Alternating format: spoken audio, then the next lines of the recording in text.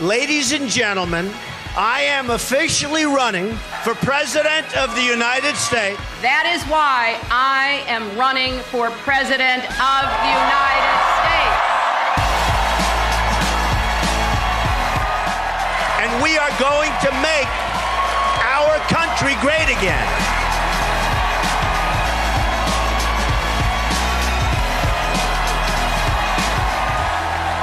And we also need a cheerleader.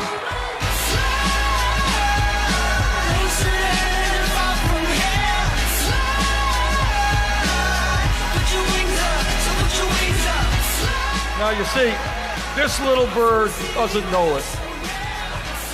Oh.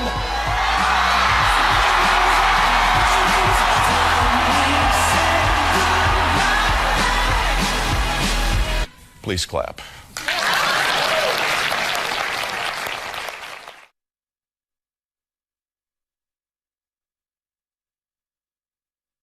I'm Sherilyn Lavery.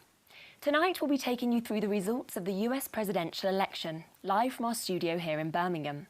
Our team of journalists are working in our newsroom, live blogging the events as they unfold, and will be joining me to discuss a wide range of subjects when we get started. Let's take a quick look at the latest news with Christopher Mace. Hello there and welcome to the first of our news bulletins for tonight, coming to you hourly, on the hour, every hour. Tonight we'll be taking a good look at Donald Trump and Hillary Clinton pretty much all the way, just as they appear here to be taking a look at us, and well they might, as the polls have opened now in every US state. As Donald Trump turned up to vote in New York, he was booed by crowds in a state which is heavily for Hillary Clinton.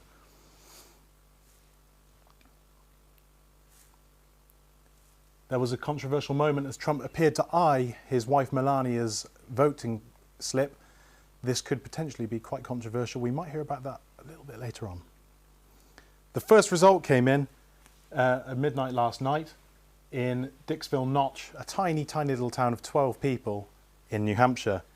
They went for a Hillary win. The poll that predicted the Brexit vote correctly has predicted a Trump victory in this election. It's one of the only polls that is conclusively saying this at the moment. And as I say, it was the only poll that predicted a Brexit the whole way through. If we look at the poll, if we look over in Florida at the moment, this is our first poll really that's come for anger at government voters. We can see here that Florida is so far the angriest state. And all three of these swing states here have shown discontent with current leadership, which could be positive for Trump. Donald Trump retired to Trump Tower in Manhattan with friends and family to await the result, where he's throwing a party. In Hillary's HQ, in this big glass block, crowds have started to come in and there's entertainment being laid on throughout the night. To keep yourself up to date tonight through the election, if you're not able to watch a live stream, you can keep up to date with us on Twitter at Birmingham Eastside or with the hashtag USVotes16. Where you can access a poll to decide who you think should win this presidential election. Just a couple of little fun bits before we leave you and see you again at midnight. Firstly, this man who was mistaken in Los Angeles for Bernie Sanders, not once, but then for Larry David. And this advert from Jordanian Air, from Royal Jordanian. Just in case he wins, travel to the US while you're still allowed to. More from me at midnight. Thank you, Chris. Now, Clinton's 30 years in public life have seen her serve as First Lady of Arkansas, First Lady of the US, Senator for New York and Secretary of State. She's now in the final stages of the race for the top job. Manastoru has been looking at her journey.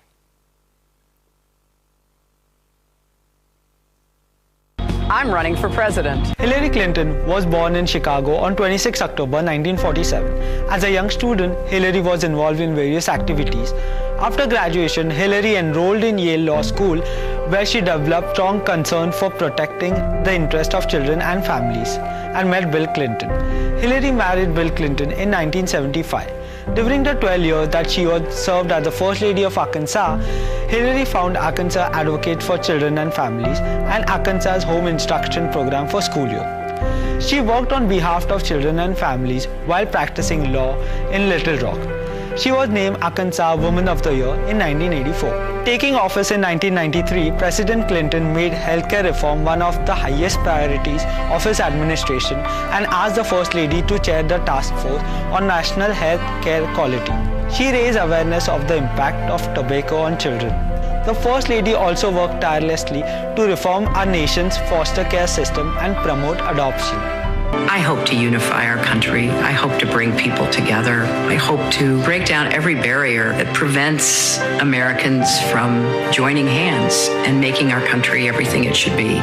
She served as a United States Senator from New York from 2001 to 2009 by winning the United States Senator elections in 2000 and 2006. She resigned in 2009 to become Secretary of State for Obama's administration. She's got this wonderful, infectious laugh that it carries quite far, and sometimes it'll be surprising because you'll be in the middle of something and she'll go, ha! And there's a joy and a mirth that I think sometimes the public doesn't always see. I am going to stand up and fight for every American because I think if you are the president, that's exactly what you should do every day. April 2015, Clinton released a YouTube video formally announcing her candidacy. On July 26, 2016, Clinton was officially nominated at 2016 Democratic National Convention. I admire and respect Hillary. She has been a lawyer, a law professor, First Lady of Arkansas, First Lady of the United States, a U.S. Senator, Secretary of State. She is absolutely ready to be Commander-in-Chief on day one, and yes, she happens to be a woman. Hillary Clinton will be the first female president of United States of America if she gets elected. Everyday Americans need a champion, and I want to be that champion. So you can do more than just get by. You can get ahead and stay ahead, because when families are strong, America is strong. So I'm hitting the road to earn your vote, because it's your time, and I hope you'll join me on this journey. Manas joins me in the studio now. So what activities does Hillary Clinton get involved with children, women?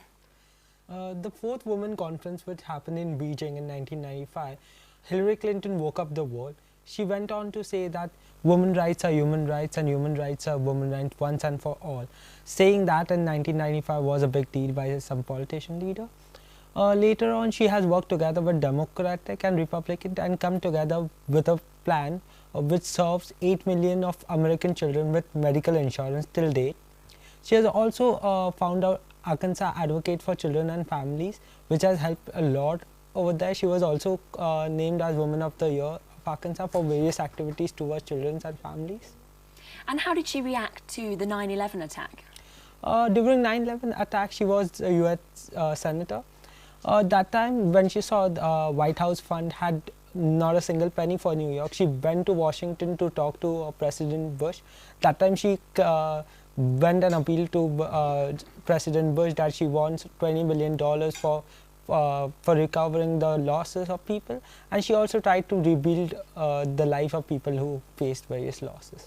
And can you tell me more about her as a presidential candidate?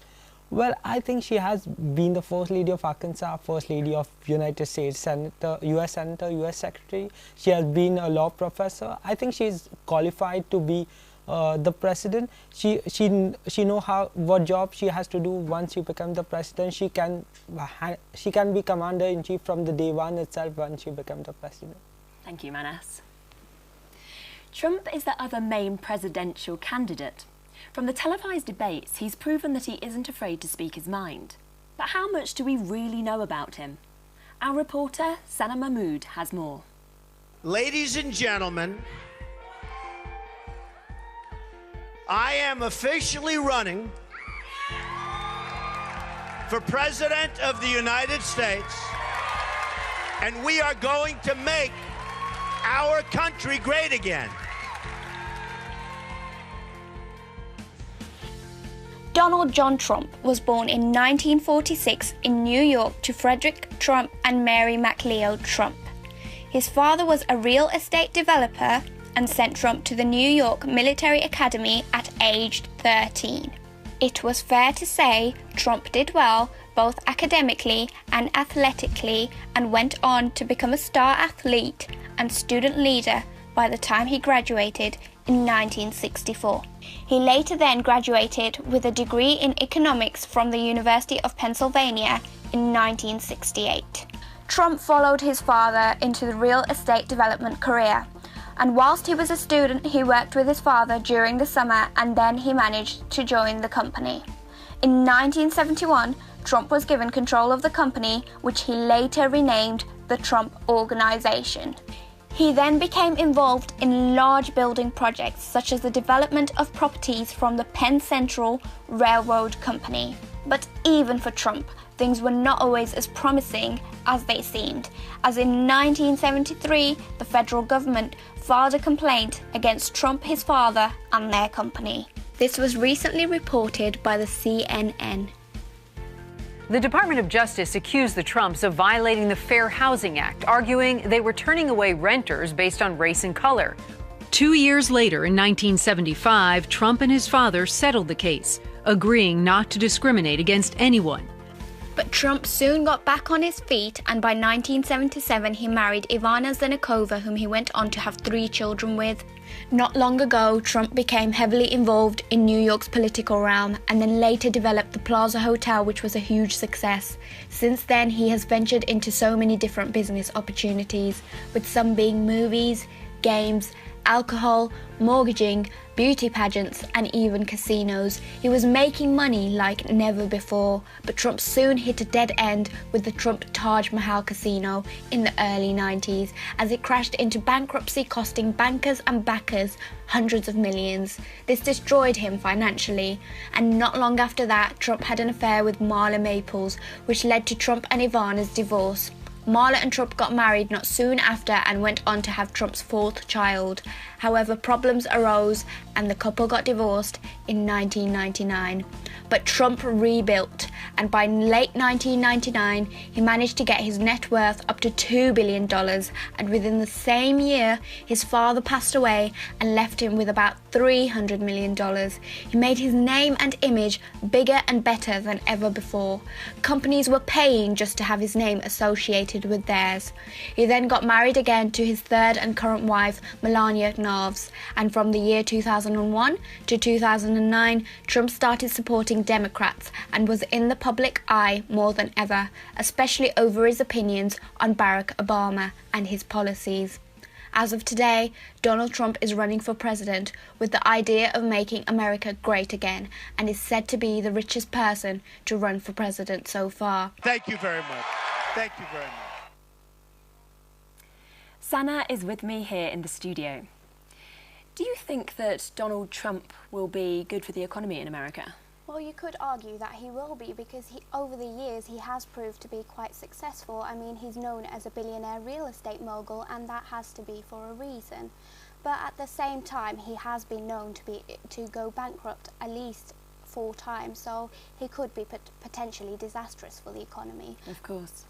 And he is sort of spoken about actually wanting to close the borders to Mexicans by building a wall. What are your thoughts on this? Well, yes, again, I think the issue is with immigration, and immigration is an enormous source of economic vitality. So again, it will damage the economy, and at the same time it will cost the federal government a huge amount of money just to enforce some of the laws that Trump has suggested. Do you think that if he does become the president, it could have an impact on us here in Birmingham?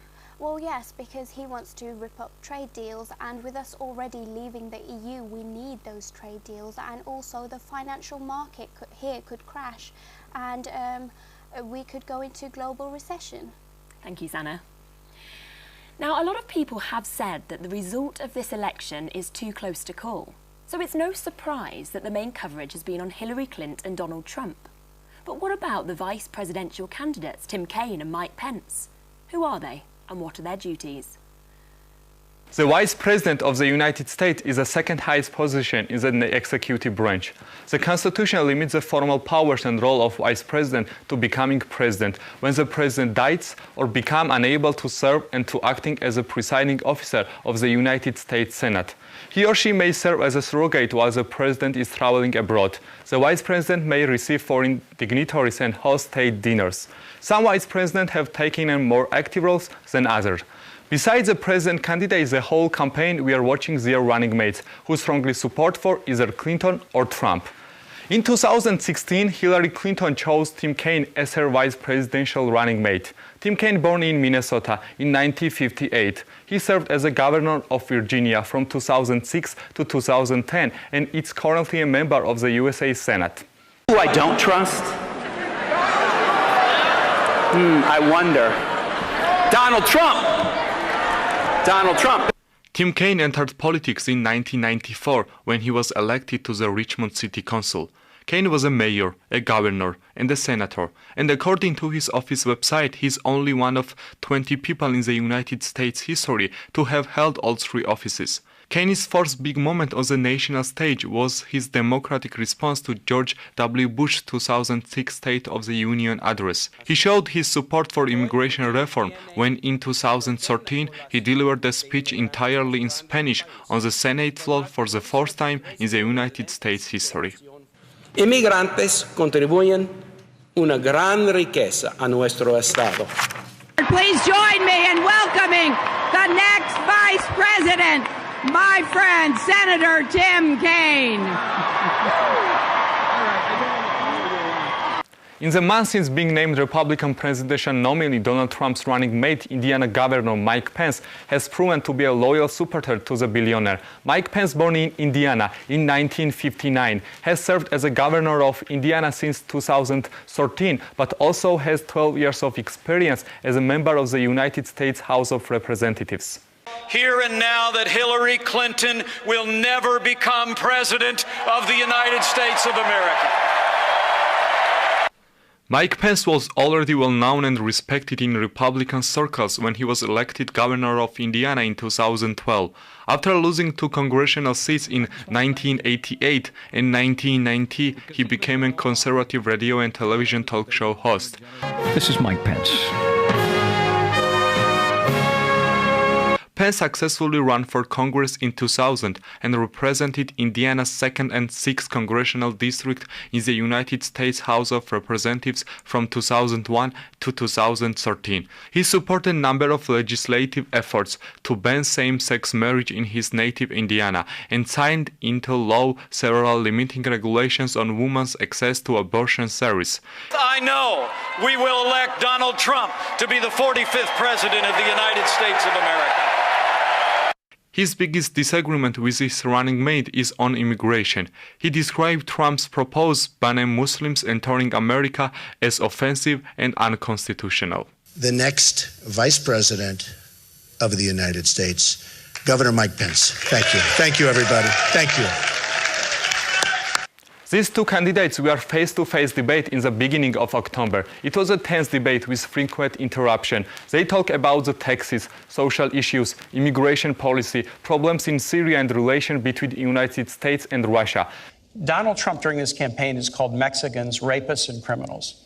He's called women slobs, pigs, dogs, disgusting. Immigration.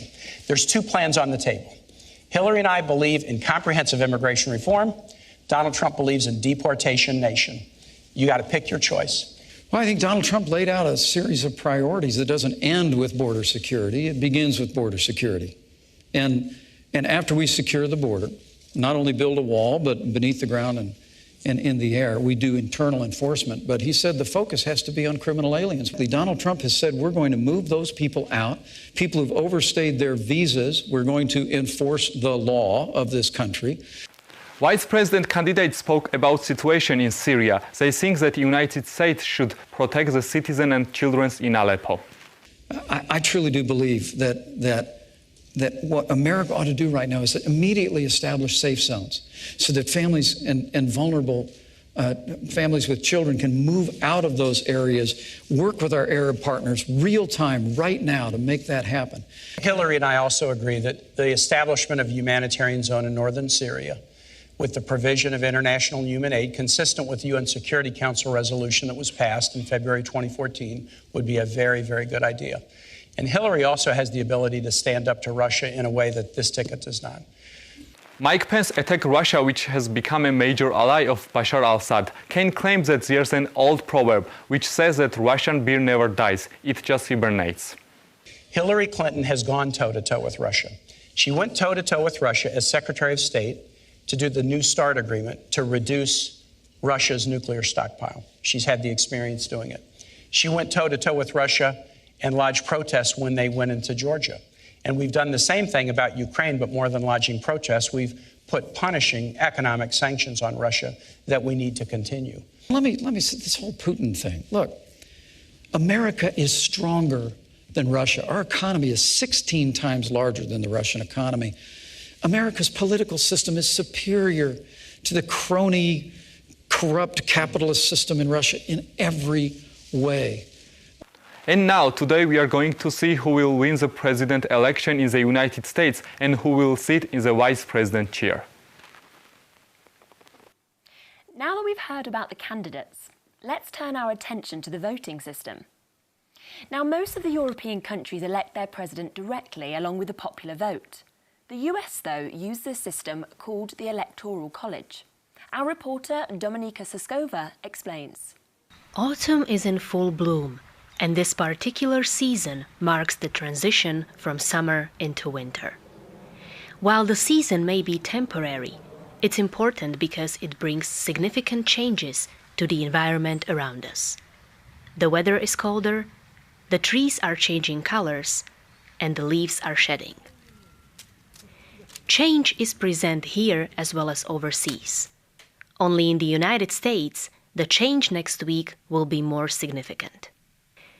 US presidential elections are taking place on November 8th, and people there will be selecting their brand new head of state. This change impacts all of us.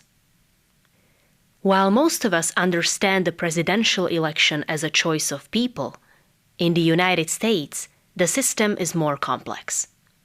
Traditionally, the US uses a system of electoral college. Electoral college is a unique feature of the American system, and it comes out of the history of the early American Republic. Because every state wanted to make sure it was fully represented when a president was chosen, the president wasn't directly selected by the American people. So in other words, the man or woman who got the most votes wouldn't necessarily be the winner. Instead, what the creators of the early American Republic decided is that the people would vote for delegates, what we call electors, and that the number of these electors would be tied to the population of each state. Currently, there are 538 electors across the United States. On the election day, people technically cast a vote to them. Electors then cast a vote for president after the elections. In practice, this means that people are still voting, but the final decision doesn't depend on just them. Even though there are more candidates to choose from, for most people the choice is narrowed down to just two-way path: Democrat or a Republican. Either Mr. Trump or Mrs. Clinton would therefore have to get at least 270 electoral votes to become a president. In the forest, a squirrel is busy scoring nuts from every tree. Just like Mr. Trump and Mrs. Clinton fought for votes in every state. Historically, some of the states are already Democratic, while others are mostly Republican. The states that can decide on the president are therefore states which are neither one of them. Often it's not the bigger states that make the difference, but the swing states can be the smallest states, such as a New Hampshire or an Alaska, even in the case of this year's election. So what are these year's predictions? The final battle may end up being a tough one. If she loses those first two blocks of states and she loses Nevada, it is now down to Colorado and New Hampshire. that's how close this election, I think, is probably going to shape up on November the 8th. Dominika Suskova, Birmingham Eastside. If you've heard or seen any coverage of the presidential elections up until now, you've probably heard of the term swing state. So what are swing states? And why are they so crucial to the outcome of an American election? Christopher Mace is the man in the know. The term swing state refers to a state in which both major parties have similar levels of support. They are the states that are the most likely to be persuaded by events in the run-up to the election, such as the TV debates. It generally follows that the winning party is the one that takes the most swing states. Winning over the support of people from these states is then hugely important. 11 states are currently called swing states. They are Nevada, Colorado, Iowa, Wisconsin, Michigan, Ohio, North Carolina, Florida, Virginia, Pennsylvania, and New Hampshire. One thing to be aware of is that swing states have changed over time. At times in the past, Indiana, Texas, Connecticut, New York, and New Jersey have all been considered swing states. They're all very safe seats today. Most US states use a winner-takes-all electoral system, where the candidate who wins the popular vote wins all of the state votes. Because it won't give them any electoral votes, parties may decide to allocate less funding in particular states where they cannot win. In effect, they hardly contest them. For example, it's unlikely that you'll see a major effort by the Democrats in Texas or by the Republicans in Minnesota, as these states always vote the same way. This leaves an enormous amount of funding that can be pumped into winning the marginal states. Most of the swing states are expected to remain loyal to their 2012 election outcome. There are, however, a few exceptions. Democrat-held Ohio, Florida and Iowa are likely to vote for Trump, while Republican North Carolina will probably be voting for Hillary Clinton. There could yet be an upset in Florida, as Trump leads in the polls by just 0.4%. The Democrat candidate is ahead in the polls by around 10 points in both Michigan and Virginia. Just how crucial will the swing states be? Just because the swing states are often the most likely to change and are fiercely contested, nothing's to say they will decide this election. Donald Trump is an unorthodox candidate, to say the least, and his support comes from large groups that don't necessarily hold traditional Republican values. The polls have swelled and fallen for both sides almost as often as they have criticised each other on personal issues. Hillary Clinton remains the clear favourite in the swing states, but Donald Trump's unpredictable popularity levels mean that the voting outcome for many states is highly unpredictable. Don't count the Donald out just yet.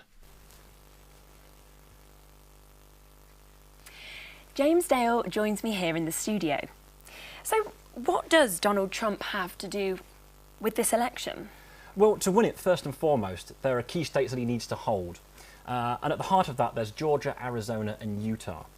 Georgia, Arizona and Utah are traditionally Republican strongholds, but there have been problems. His polling record has dropped in Georgia, but we're expecting him to hold that relatively comfortably. With Arizona, there's a problem. The senator there is John McCain. He's a Republican senator, but Donald Trump has had very public spats with Mr. McCain and called into question his military service historically. As such, the general public have not warmed to this, and McCain is very, very popular in Arizona. So there is a worry that Trump has lost key votes as a result of that. Utah is an interesting one. There is an independent candidate by the name of Evan McMillan, and he is a former CIA operative. He's a Mormon, and he represents the conservative vote. Now, what's interesting about that is that Republicans traditionally hold the conservative vote, but with Trump's outlandish behaviour, shall we say, the accusations of sexual assault and such, means that that traditional conservative vote has moved from the traditional Republican candidate to this independent. So there is work to do, and it's vital that he holds all three. Our reporter Christopher Mace spoke about the importance of swing states. How will this affect the results? Well, ultimately, this is where the election is won and lost. There are key swing states, for example, New Hampshire, Virginia, North Carolina. And these states are split between the two candidates and could potentially go either way. In total, these smaller swing states, you're looking at about 7 or 8, and Donald Trump, if he's to stand any chance, must win the vast majority of those. What are the states we should look out for? Well, the two big ones are Ohio and Florida. Traditionally, these are the barometers of American politics. So they tend to predict, well, or vote for the eventual winner in elections, and have done on numerous occasions in recent history. Florida has had all kinds of issues previously. Back in 2000, there was a disputed vote that went on for several weeks, and there were various lawsuits, but ultimately it led to George W. Bush becoming President of the United States. Ohio's part of the Rust Belt, and that's got an awful lot of traction with the media. Ohio economically is in a very, very bad way, and the inhabitants are not happy. They see Hillary Clinton as a continuation of the status quo, and as such a continuation of very, very difficult lives for themselves. So we are expecting Ohio to go to the Republican vote. As we kind of previously mentioned, if Donald Trump is to be the next president of the United States, he will have to take Ohio, have to take Florida, and then jump through the hoops that we just discussed with the other smaller swing states. Of course. Thank you. Now, hundreds of organisations across the world spend endless time and resources trying to predict who will win an election. The efforts that pollsters make to determine an outcome are quite high. But we have seen that they can get things wrong. No fear, though. Christopher Mace is back to show us a few alternative ways to work out who is going to win. Odd coincidence number 1, the Redskins rule. The Washington Redskins American football team has correctly predicted the outcome of every US presidential election since 1940. It sounds ridiculous, I know, but bear with me, because it's actually quite amazing. If the Redskins win their final home game before election night, the party that's currently in power wins the popular vote. If they lose, the opposition party wins the popular vote. It's a principle that's held true for the last 19 elections. The rule doesn't even correlate with how good the team are. The 1976 Redskins lost just 2 games at home all year, but one of those losses was right before Election Day. The Republican incumbent lost, and the Democrats took the presidency. 2 weeks ago, the Redskins played their last home game before the 2016 presidential election. They won. If the Redskins rule is to continue, Hillary Clinton will be the next president of the United States. Coincidence number 2. Which side sells the most Halloween masks? Every presidential election since 1980 could have been predicted by the sales of Halloween masks. That's according to a study by CNN Money. Quite simply, he or she whose mask sells the most always becomes president. All bets are off here because the company that compiles the data have not released sales figures for this year. I have a sneaking suspicion that Trump may come out on top there. Our third prediction phenomenon is the kids' vote. In the build-up to an election, many school children in America take part in a mini-vote called the Scholastic News Election Poll. It sounds like just a bit of fun. In fact, the kids have predicted 15 out of the 17 previous elections, including every election result since 1964. It's a record that stretched all the way back to the 1940s. The kids' election poll results are released in the weeks leading up to the election, meaning that the millions of pounds that are spent on polling nationwide could be saved. They could quite literally just ask the kids. Who did they pick this time? I hear you ask. They voted for Hillary by a landslide margin of 20%. Our final alternative prediction method is quite simply looking at the vote in a place called Vigo County, Indiana. This area of just 400 square miles holds a unique place in recent US election history. It is the county that best represents the average American voter. NPR has labelled Vigo County a microcosm that reflects the electorate as a whole. The area has voted for the eventual winner of every US election since 1956, and all except 2 since 1892. It really does beg the question, why are experts wasting their time with polls and predictions when they really should be asking everybody in Vigo County? So there we have it. If our ridiculous prediction methods ring true tonight, we will be waking up to a Hillary Clinton presidency. Now, James is still joining me here in the studio. Like the election itself, the media coverage in America has been quite unconventional, don't you think? Well, yes, it has. The balance of coverage has been called into question. I spoke to an American broadcaster by the name of Mike Carlson earlier in the week, and he was very, very critical. He explained that the idea that 2 events or actions that are not comparable are often given the same coverage or the same implied significance by media outlets. It's what he calls a kind of false equivalency. So he stated the fact that the Hillary email story was in no way equivalent to the dozens of corruption stories behind Donald Trump, and yet they were played off against each other in an equal fashion. And ultimately that has an impact on people's perceptions when they come to vote. And do you think it's to anybody's advantage? Well, ultimately, it's proven to be, yes. I mean, the fact that Donald Trump has relentlessly called Hillary Clinton Crooked Hillary in every tweet, in every interview, in every opportunity he gets that soundbite, Crooked Hillary in. And without that balance to explain exactly what Crooked Hillary is, or whether indeed it is justified, bearing in mind that the email story in question, she's been absolved of any legal wrongdoing. So it gives the idea that Hillary Clinton is in some way on a par with Donald Trump, or in certain cases worse. So we now have a situation by which a lot of the electorate think that Hillary Clinton is in fact a criminal and should be in prison. And, well, Carson himself said it was mind-boggling. So there has been a clear advantage as a result of this sort of coverage in favour of Donald Trump. And do you feel that that is a good thing or not? Well, no, because it's not exclusive to America. I mean, we've seen it with Brexit as well. So you will have somebody interviewing 9 or 10 different experts, as it were, talking about facts and figures and possibilities. And yet news outlets will then give the same amount of time, the same amount of coverage to people who aren't necessarily keen to show expertise. In fact, famously, Michael Gove said the people have had enough of experts. So the coverage in the media these days is, I wouldn't want to say necessarily screwed, but we've seen, or skewed in a way, we have seen both in Britain and in America that it can have quite an impact on the way people perceive things to be. And we are actually going to take a look at the debates. Our reporter, Noria, has been looking into this. The presidential debates between Hillary Clinton and Donald Trump have been one of the toughest confrontations between two nominees in the history of the United States. The first one was watched for over 80 million people, and it didn't disappoint. So I know how to really work to get new jobs and to get exports that help to create more new jobs. Well, you haven't done it in 30 years or 26 years. Well, I wrote about that in... You called it the gold standard.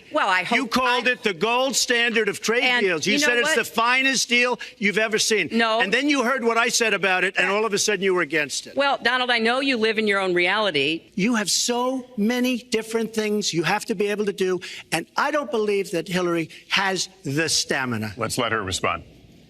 Well, as soon as he travels to 112 countries and negotiates a peace deal, a ceasefire, a release of dissidents, an opening of new opportunities in nations around the world, or even spends 11 hours testifying in front of a congressional committee, he can talk to me about stamina. Here, topics like America's direction, economics, and national security were dismissed by a cross of accusation between the Democrat and the Republican candidate. And the situation, it was just about to get worse for both in the second debate. The tape that was released on Friday, as you can imagine, you called what you said locker room banter. You described kissing women without consent, grabbing their genitals. That is sexual assault. You bragged that you have sexually assaulted women. Do you understand that? No, I didn't say that at all. I don't think you understood what was said. This was locker room talk. I'm not proud of it. I apologize to my family. I apologize to the American people. But I have tremendous respect for women. Have you ever done those things? Women have respect for me. And I will tell you, no, I have not. And I take responsibility for using a personal email account. Obviously, if I were to do it over again, I would not. I'm not making any excuses. It was a mistake, and I am very sorry about that. But I think it's also important to point out where there are some misleading accusations from critics and others. After a year-long investigation, there is no evidence that anyone hacked the server I was using. I will say this about Hillary. She doesn't quit. She doesn't give up. I respect that. I tell it like it is. She's a fighter. I disagree with much of what she's fighting for. I do disagree with her judgment in many cases. But she does fight hard, and she doesn't quit, and she doesn't give up, and I consider that to be a very good trait. The recent accusation of sexual abuses of Donald Trump and the email scandal of Hillary Clinton marking the rhythm of the evening as harsh as the first one. Let's for the surprises word of respect from Donald Trump to Hillary, just before to the last head-to-head. You want to build a wall, Secretary Clinton. You have offered no specific plan for how you want to secure our southern border. I want to build the wall. We need the wall. The Border Patrol, ICE, they all want the wall. We stop the drugs. We shore up the border. One of my first acts will be to get all of the drug lords, all of the bad ones. We have some bad, bad people. I don't know Putin. He said nice things about me. If we got along well, that would be good. If Russia and the United States got along well and went after ISIS, that would be good. Putin, from everything I see, has no respect for this person. Well, that's because he'd rather have a puppet as president of the United States. No puppet. And it's pretty clear. You're the puppet. It's not saying that you're necessarily going to be the loser or the winner, but that the loser concedes to the winner and that the country comes together in part for the good of the country. Are you saying you're not prepared now to commit to that principle? What I'm saying is that I will tell you at the time. I'll keep you in suspense. Well, okay? Chris. Now, John Podesta said you have terrible instincts. Bernie Sanders said you have bad judgment. I agree with both. You are the most dangerous person to run for president in the modern history of America. This last debate closed with the same tone of the entire electoral campaign, with a Donald Trump slightly more confident and a firm and witty Hillary Clinton. But have these debates really helped to make the difference between Trump and Clinton? Did their speeches make any changes in opinions of Americans? We've asked to some of their voters in Birmingham to know their impressions. The debates were so explosive and everybody was really excited for the first one. And after the first one happened, then people kind of got sick of it. I think a lot of people are just want the election to be over. Felt a little bit more comfortable with Hillary. I liked her presentation and I liked what she stood for, and she incorporated a lot of the things that Bernie Sanders supporters, fought for. First, when the debate started, we already know the image of the two parts, Donald Trump and Hillary Clinton. It was excited to see how they will support their opinions, but at the same time, when you know two people, you can change your mind if they're just tell you two things, because they were both telling the same things on the debate. So this year's debates was a little bit odd because there's so much hype about the candidates, with Trump not really having any political background and Hillary being a woman. So watching the debates, I went in knowing that I was going to vote for Hillary, but it really just more solidified my ideas that I had. Came out of the debates knowing even more that Hillary was the person that I really wanted to be president. After the debates, most of the polls in USA, and apparently also voters in Birmingham, gave the victory to the Democrat Hillary Clinton. But still, there are some experts that foresee a turn of these predictions. Now the cast is over, so I just can end wishing good luck to both nominees and let the best wins.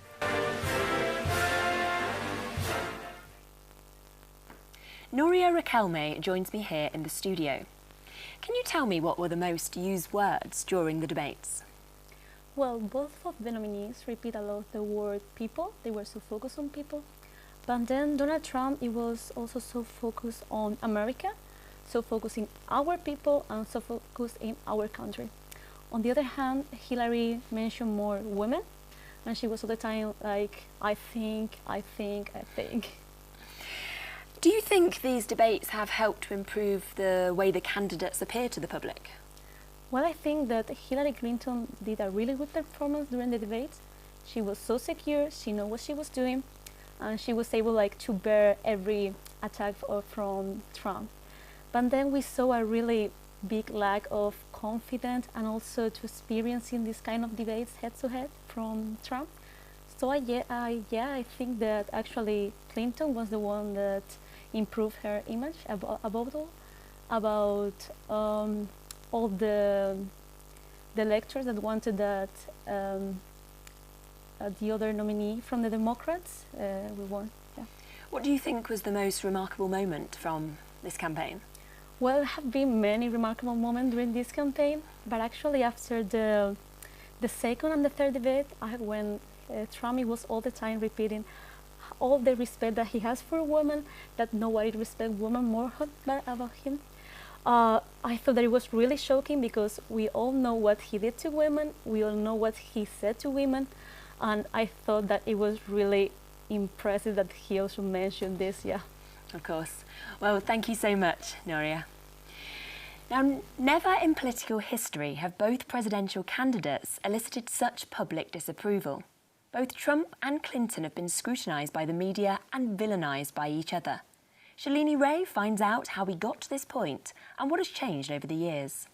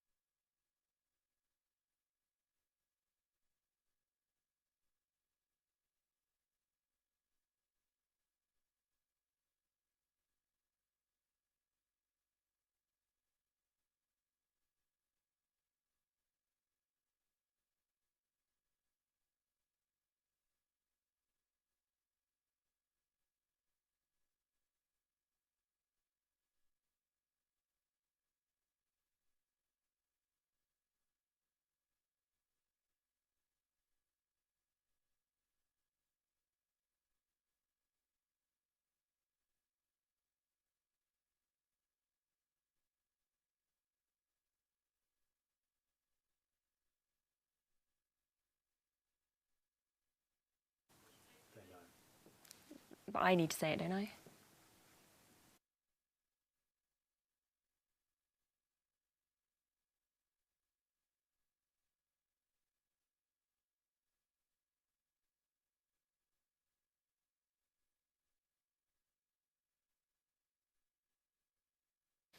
Now, apologies about that. There does seem to be a slight technical hitch there with the sound, and we all know, don't we, of course, that can happen with any live broadcasts. What we will do, though, is we will let you know a bit more, actually, about what Tariq has been looking into. We know a lot about our two main candidates, but what about their parties? He's taken a look at the Democratic and Republican parties, and in particular, the significance of their logos. Eyes have seen the glory of the coming of the Lord. And I will try with best I can with everything I've got. The 1828 presidential election between Republican, not to be confused with the modern Republican Party which was formed a few decades later, John Quincy Adams and Democrat Andrew Jackson is still considered one of the dirtiest campaigns ever run in American politics. Jackson and his supporters called Adams corrupt, spoiled, and a libertine, someone who lacked moral restraint, usually in reference to sexual matters. They called Jackson a jackass, comparing him to a stubborn, dumb donkey. Jackson was famously known as a populist, and his slogan, "Let the people rule," reinforced this. Republicans claim that if the people rule, it would be a bunch of jackasses ruling the country. But Jackson decided to use the image of the strong-willed animal on his campaign posters. Later, cartoonist Thomas Nast used the Democrat donkey in newspapers, cartoons, and made the symbol famous. This cartoonist Nast actually invented Republicans' famous symbol, the Republican elephant, too. In a cartoon that appeared in Harper's Weekly in 1874, Nast drew a donkey clad in lion's skin, scaring away all the animals at the zoo. One of those animals, the elephant, was labeled the Republican vote. That's all it took for the elephant to become associated with the Republican Party. We have Professor Scott Lucas saying about the emblems. I'll just give you the honest answer and so on, and you can double check me with it and so on. You know, I've grown up with the donkey and the elephant, growing up as a boy in the American South, and nobody really asks what it stands for. The donkey was always a symbol, basically, of the common man, you know, the honest agricultural person working off the labor of the land. So it's the Democrats trying to make that appeal to that. But we don't have any elephants in America. So whether it stood for the fact that, you know, we always say the elephant is wise in America and that for some reason this was picked up, or whether it was just some whim of some, you know, ancient marketing guru, I don't know.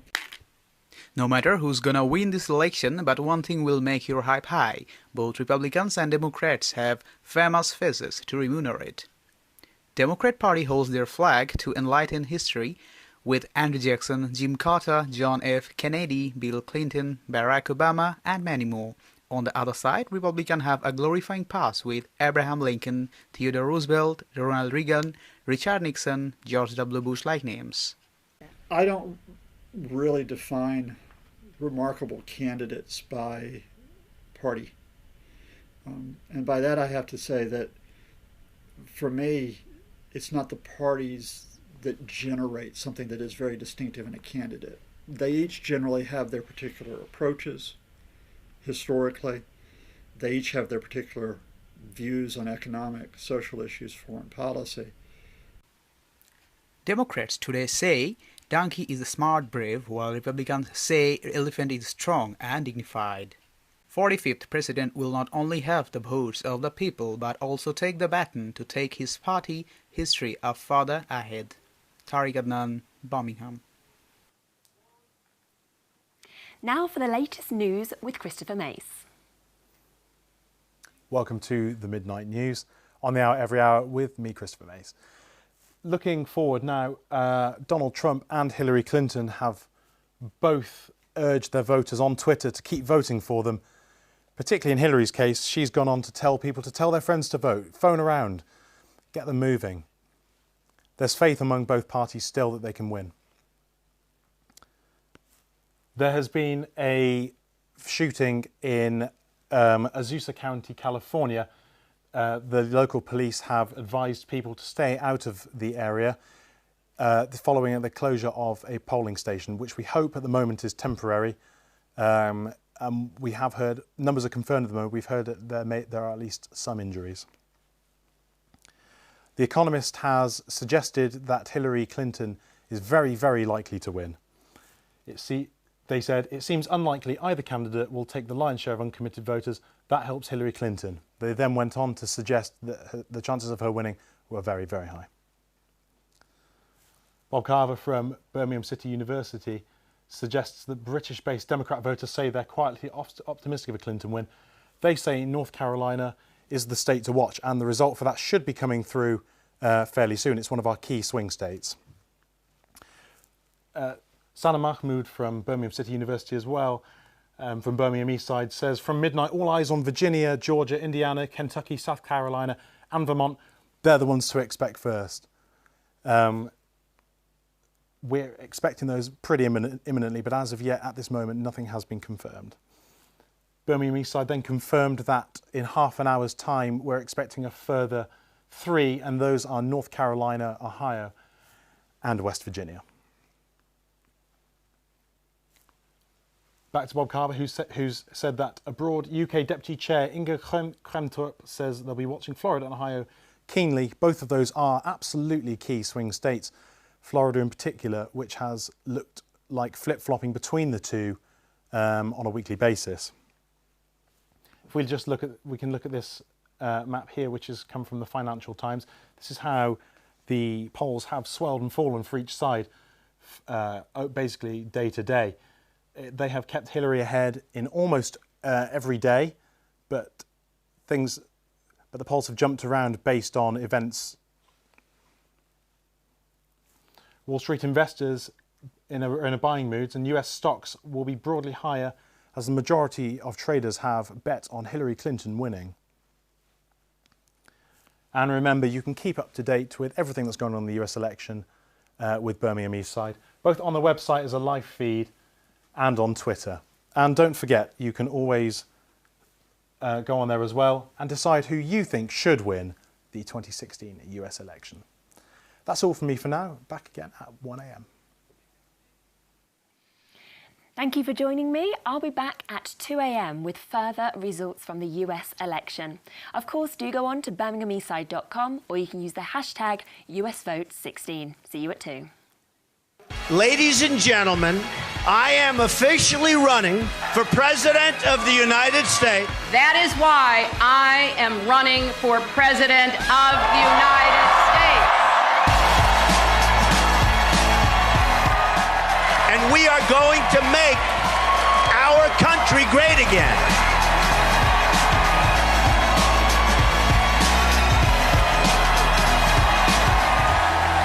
And we also need a cheerleader.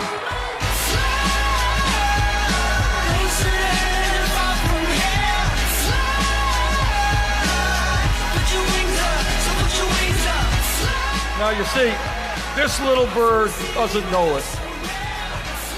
Oh my.